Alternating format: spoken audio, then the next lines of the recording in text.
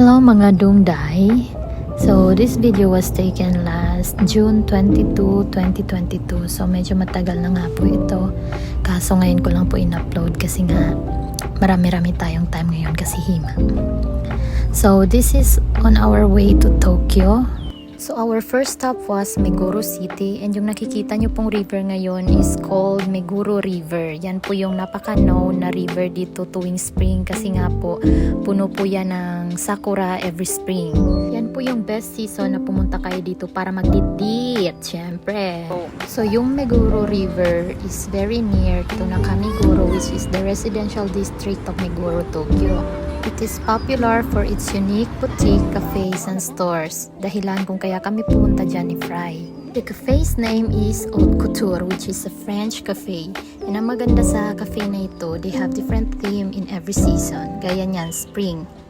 So flowers yung mga decorations nila. Time for pee! Ayan na nga. Good luck!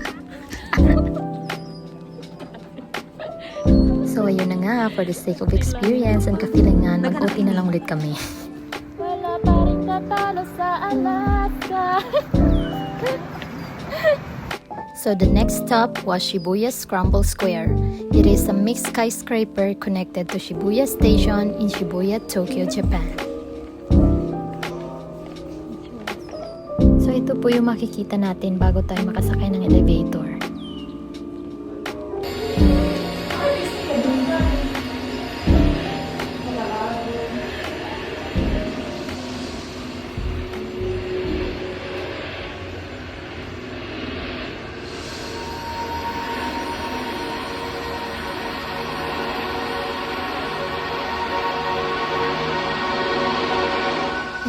Voila!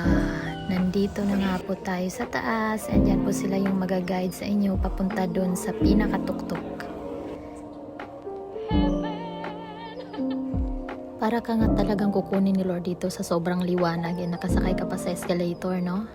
So, ayun na nga, pagkatapos ng escalator, ito na yung bubungad sa'yo, which is the spectacular view ng buong Tokyo during the day. Ang Scramble Square ay may taas na 230 meters and ito ay may 47 floors.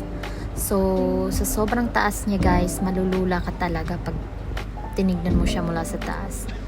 So, ayan, kunwari, hindi ako takot pero nanginginig na talaga yung tuhod ko dyan.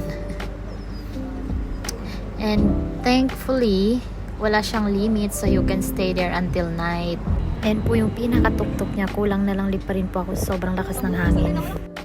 Pinaka best time po na pumunta dito is 5 or 5:30 kasi po sunset na niyan, and you can spend the rest of the night there kasi wala po siyang time limit. So you can enjoy music, drinks, and snacks at couch sitting or standing tables with spectacular view of Tokyo's famous skyscraper such as Tokyo Tower and Tokyo Skytree. Unfortunately, hindi po kami nakapag-stay dyan ng hanggang gabi kasi nga may hinahabol po kaming train. So hanggang sunset na lang po kami. And yun lang po. Thank you for watching. I hope you subscribe to my YouTube channel, and abang-abang na lang po sa mga next na mga videos. Thank you!